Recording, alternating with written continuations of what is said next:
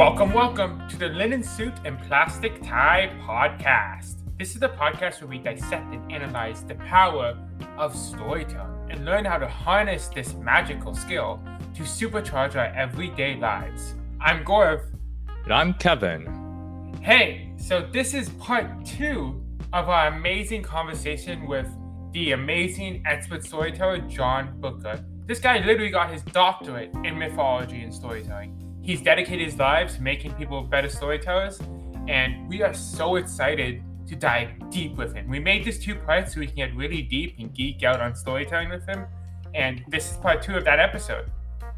Yeah, so in part 1, we got to expand on a lot of very interesting storytelling topics, starting all the way back into the ancient times, to the origin of myths, and the storytelling features and nature behind that, that more than true essence of myths gives them a special kind of power. And it's interesting to see that across these different cultures, there are similar types of stories, similar storytelling elements within different kinds of myths. And we're going to talk more about that into our part 2, and also storytelling into the future. We'll get to talk about stuff like NFTs in the sense of storytelling, how investing in stories is getting prominent, and outlook into how that can unfold into the future.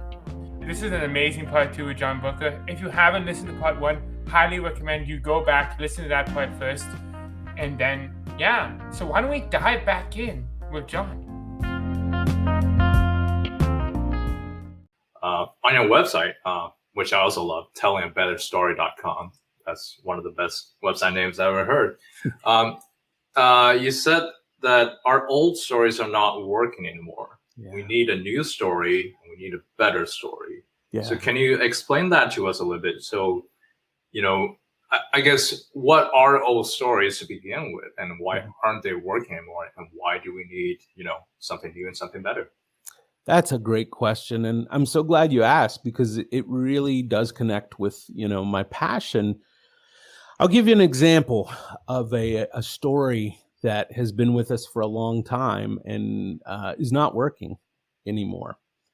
We, for thousands of years, have all been living in a world that has greatly been controlled by white men.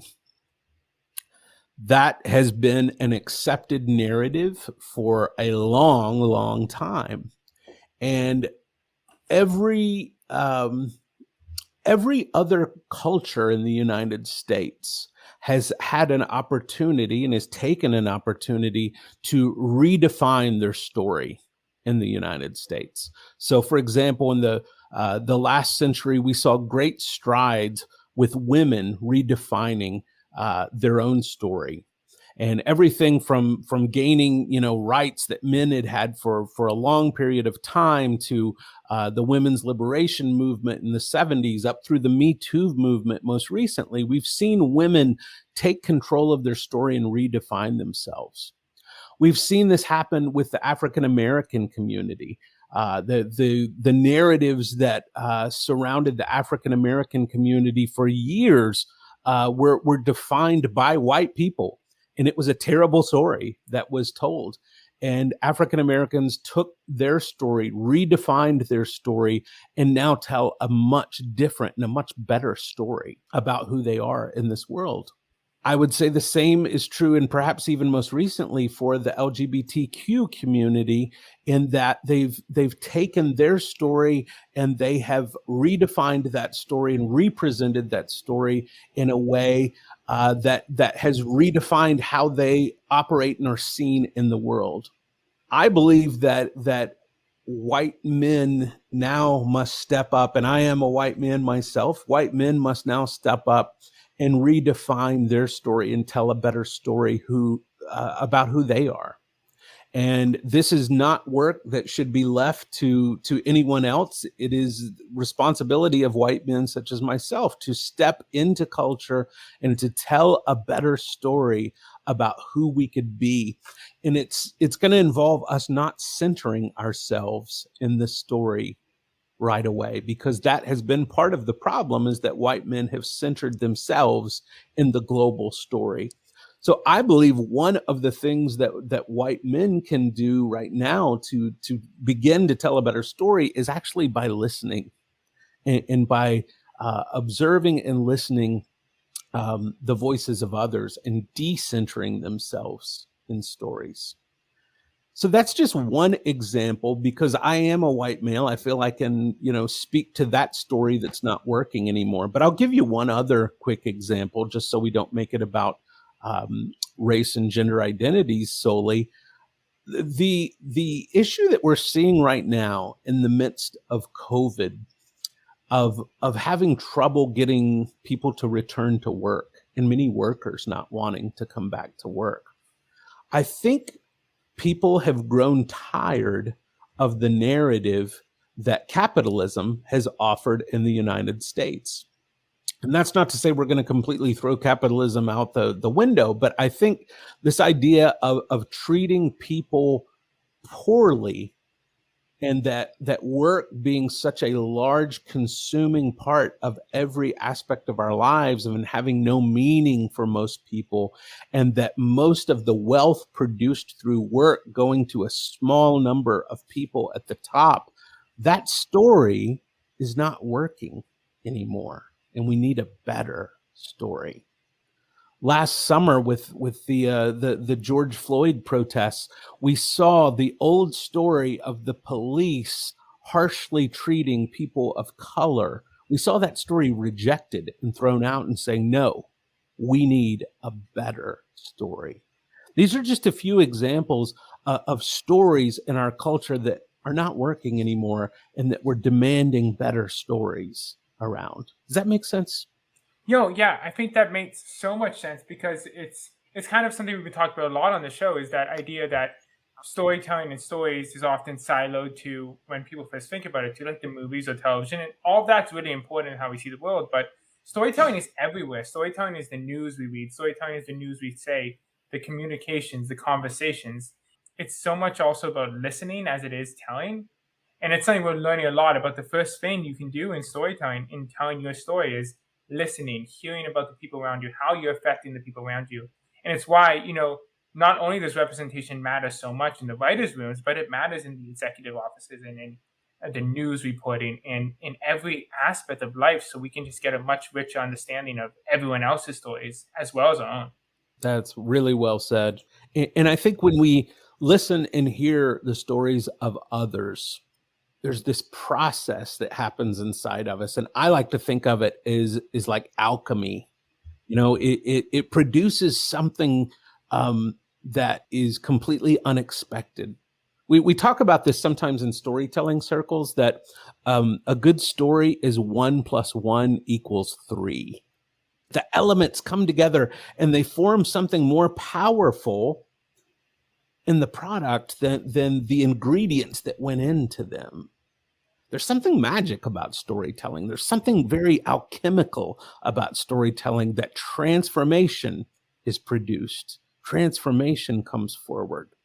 And we can only experience that transformation, I believe, by soaking in the magic from other people's stories. I think a lot of what we discussed here goes in parallel with what you brought up about the importance of reading or understanding stories of so many different cultures. Yeah. And you have personally, obviously learned about a lot of those stories. But from there, I wonder, have you also picked up certain interesting similarities or differences in kind of storytelling traits, or just any elements that are, common across these different cultures and communities? Yeah, absolutely. I've had the fortunate opportunity to speak in more than 30 countries around the world. And every country that I go to, I will often ask the people in the audience or the people that I meet, before the speaking time, I will ask, tell me about the stories you tell your children before bedtime. I often ask about the stories that parents tell their children before they go to bed. And can I tell you, there's one story that I have never met a culture yet that doesn't have some version of this story, and it's the Cinderella story. Every country that I've ever been to has some version of the Cinderella story. And it's usually, told in a different way, and there's different elements to it. But I've often wondered, why is it that that story resonates so deeply with people around the world, even though it is changed and brought, into the cultural context that it's being told? And I think it's this. I think the Cinderella story at its base is this idea that people can move beyond their class. That Cinderella is able to go from being someone who feels at least very low class and move to this higher class, that her wishes can come true by social movement.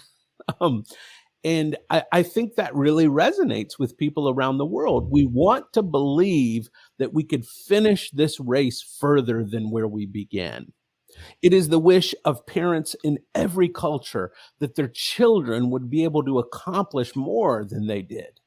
I think there's something innate to us in our human DNA that wants to see us move forward and move further than we have or than we began.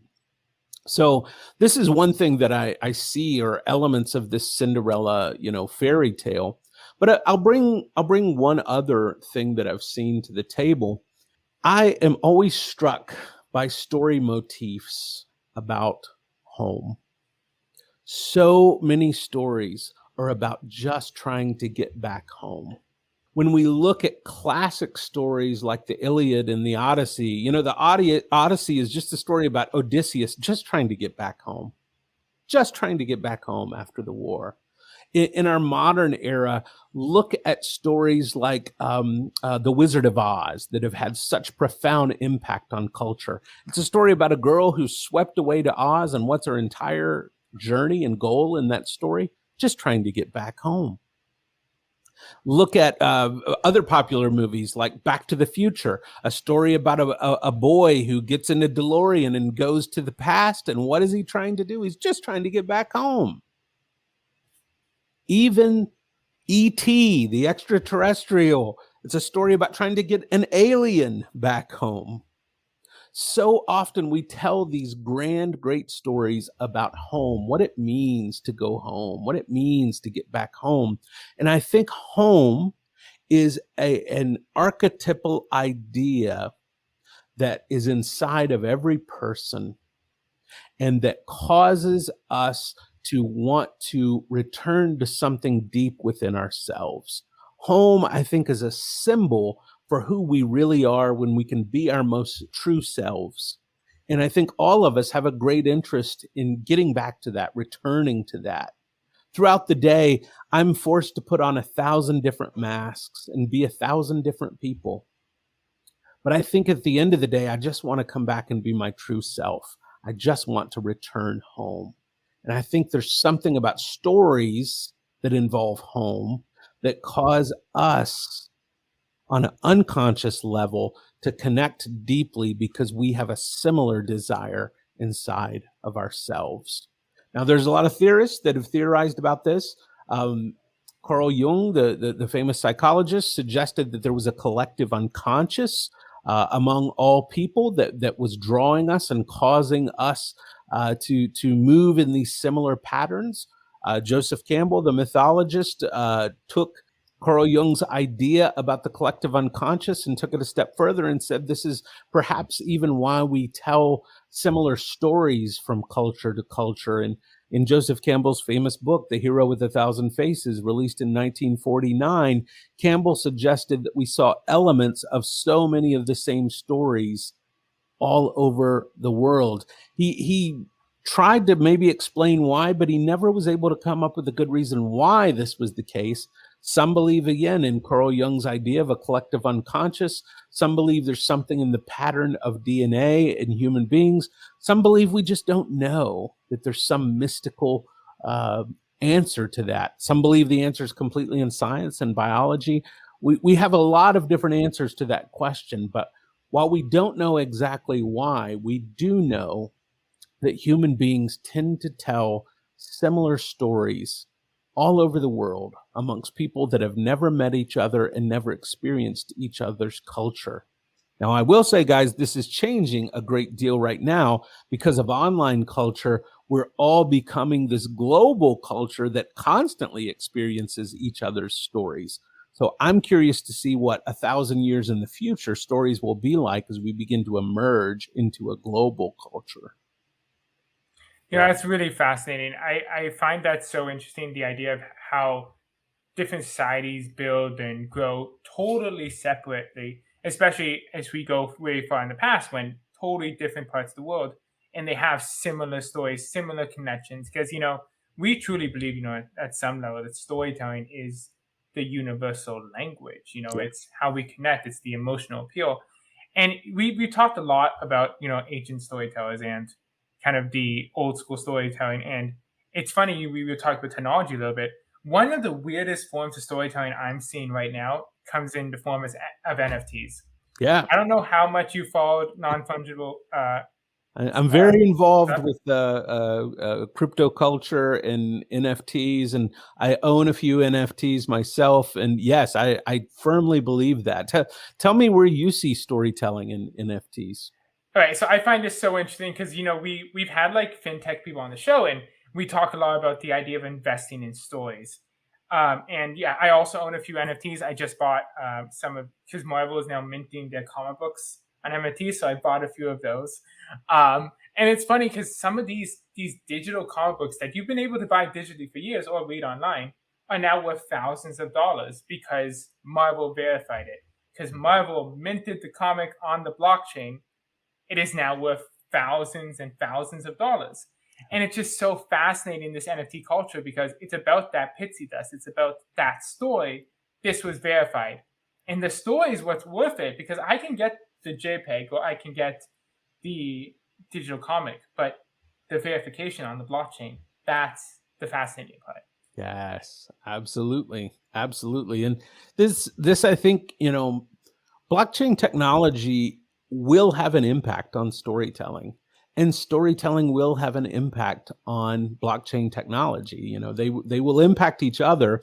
And I think one of the ways we're seeing that is there are still a number of people in the world that believe that cryptocurrency, NFTs, blockchain technology is all a fad, a hoax. It will all just go away.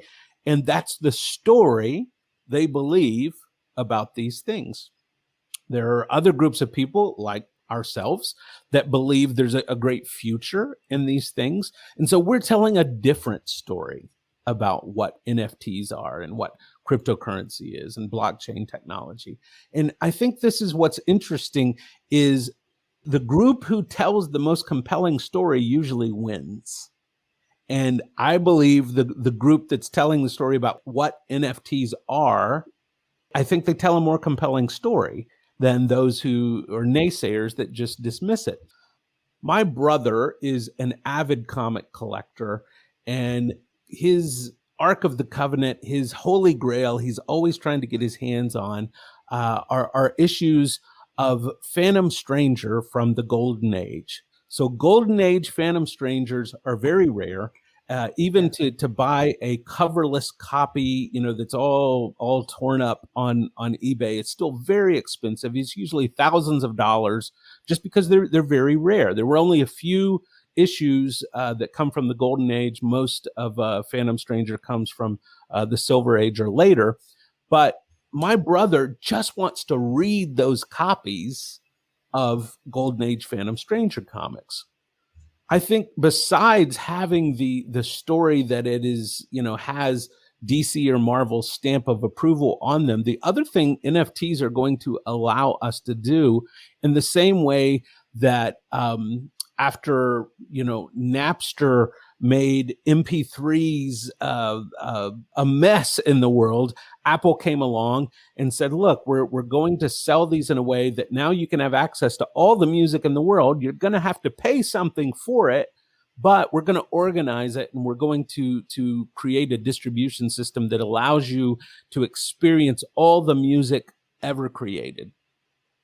And that was a beautiful thing. And I think it's also a beautiful thing, the potential of being able to now experience any comic book that was ever drawn or created. That's exciting to me. The fact that my brother might actually get to have Golden Age Phantom Strangers in his collection now, even if they're NFTs, that's exciting to me. So it all comes back to the story we tell about these technologies. And I believe that the most compelling story usually wins. Yeah, and it's because it's such a speculative industry. It's exactly right, because you need people to adopt it. You need the brands to adopt, and the more people adopt, it's going to become that boulder that just gets bigger and bigger and goes down the hill. And if you don't tell that story, especially the early adopters, I've been following Bitcoin for a while, and you see, with stuff like Dogecoin, and you see trends with Ethereum, they're up and down based on what people are believing. And if you push it forward, and even with things like the joke, and this is a little outside crypto, but how meme stocks saved AMC. Yeah. It's through adoption, it's through the storytelling. And we see AMC's CEO talking about this all the time now. Yep. That is how you get people to adopt and on board. And this idea of, rallying people behind a fictional imagined reality is why we started this podcast, is why storytelling has such an impact on us. Yeah. Well, I think you bring up a really interesting example with Dogecoin, because really the story around Dogecoin, the origin of it, and all, it's hilarious to think it's, a coin at all. But when we look at, the Elon Musks and the Mark Cubans of the world that will tell stories about these coins and say, no, this coin is actually worth more than you think it is. Or they will say, this coin is a joke. Elon Musk on Saturday Night Live making a joke about it. These stories that we tell about these things are what give them meaning. And I think we don't, as a culture, recognize the full power of that really what inherently has meaning. We assign meaning to just about everything, right? We say what's valuable and what's not. Why is a diamond valuable? We can now produce diamonds in labs, right? We can create synthetic diamonds. Why is a diamond valuable? It's valuable because we say it's valuable. There are other gems that are actually more rare than diamonds that are not worth as much. But we tell a story that says a diamond means this. And we've built all sorts of capitalistic opportunities around it, rings and jewelry and all sorts of stories about what those things mean. But this also is the exciting thing to me, is that the things not working in our culture, we can tell a different story about them. If we decide, what, we're going to say that this coin that brings water to people that don't have water, that coin is going to be the most valuable. If we decide that as a culture, we can make that the most valuable coin.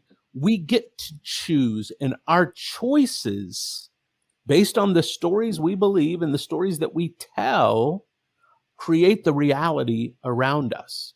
This is why I think it's such a heavy responsibility to be a storyteller. And we're constantly telling new stories all the time, but it's a heavy responsibility to be a storyteller, and storytelling is a dangerous business. Yes, it is. And what are some actionable steps that everyone can take to become a better storytellers and to tell stories that are new and that are better and that last? Yeah, I love that question. The first step we have to take is to become aware of our own stories. We have to become aware of the stories that we live in. And so many of us are fish unaware of the water that we're swimming in. You know, we're surrounded by water, and so we just believe the whole world is water, right? We don't recognize that we are swimming in a particular bowl. We're swimming in a particular pond. We're swimming in a particular ocean. And I think one of the first things we have to do is to recognize, what stories do I believe about the world? What stories do I believe about myself? What stories do I believe about other people?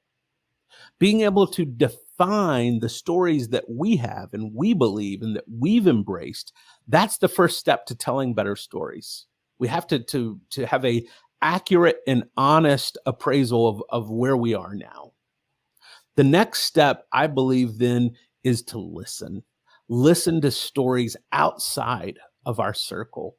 Listen to stories from those who have been decentered in the conversation. Listen to stories from those that seem out there, or that their stories seem foreign to us in some way. Listen to those stories. The next step, I think, is just to process that. There's so much to be said in storytelling for actually just doing nothing, setting, thinking, processing, allowing a story to work its way through us. I've got some dear friends in Lebanon that I love dearly, and they have shared stories with me a number of years ago that I'm still processing. I'm still trying to understand those stories in a deep way, and those stories are working on me. They're causing me to see the Lebanese people differently. They're causing me to understand Lebanese culture differently. And I would not dare speak on Lebanese culture or what it's like to be Lebanese. I'm no authority on that. No matter how many stories I hear from them, I will never be an authority on that.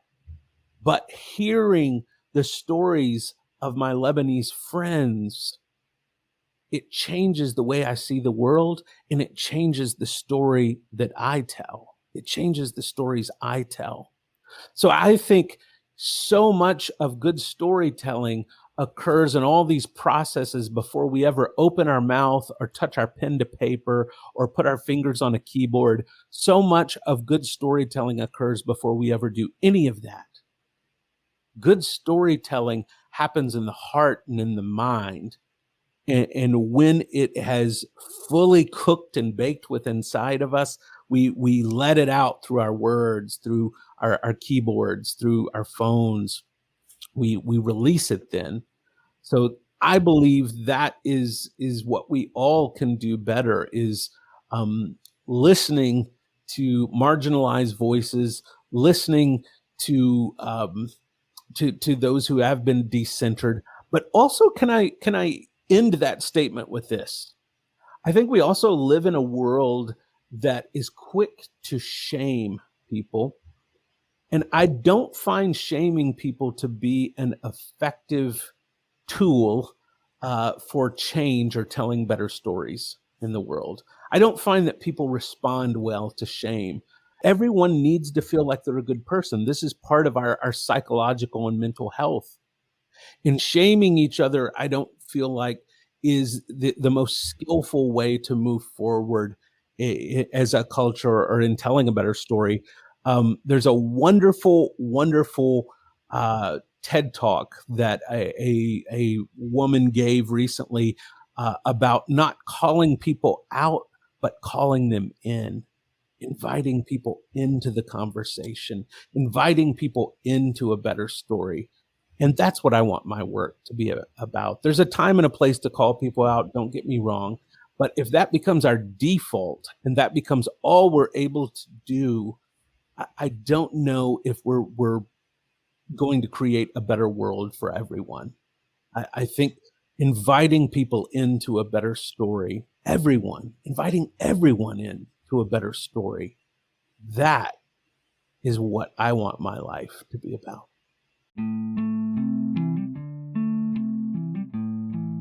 to wrap up our episodes, we have this segment called Suspenders. All right. We'll ask you a random question that's fun and unrelated to anything. You will answer it however you feel like. Okay. Question of the day is, if you were a bagel, what type of bagel would you be? I love this question so much. I would be an Asiago cheese bagel. I love Asiago cheese when it just bubbles up on the top of a bagel. And some people like Asiago cheese with the jalapenos in there, and I respect that. But to be honest with you, it's too much flavor for me in one setting. I would rather have the jalapenos separate and the Asiago cheese all to itself. I don't need to mix it together. I love an Asiago cheese bagel toasted with cream cheese. And there's some part of me that feels like what I'm trying to do in the world is the equivalent to the goodness of an Asiago cheese bagel. I love it so much. That's a great choice. I love spicy food, so I'm the one with the jalapenos. Oh yeah. Grant would take jalapeno in anything. Well, that was an amazing answer. Thank you so much for joining us. That was awesome because, we get to geek out a little bit and really just like say all the things we've been trying to say. And we really appreciate you taking the time.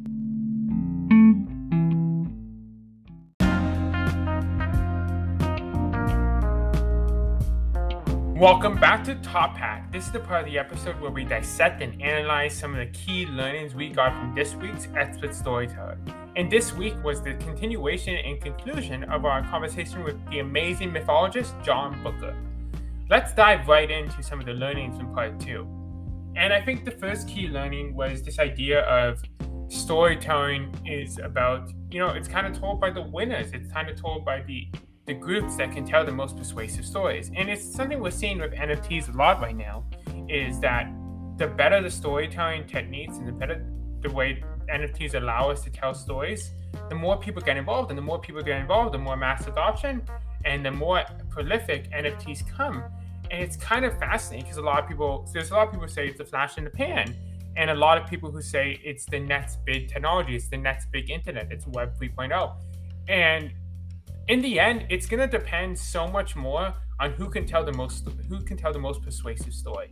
If the skeptics do, then it will fail. But if the enthusiasts can, then it will succeed. So it's less to do with the technology itself, it's who can get the biggest buy-in.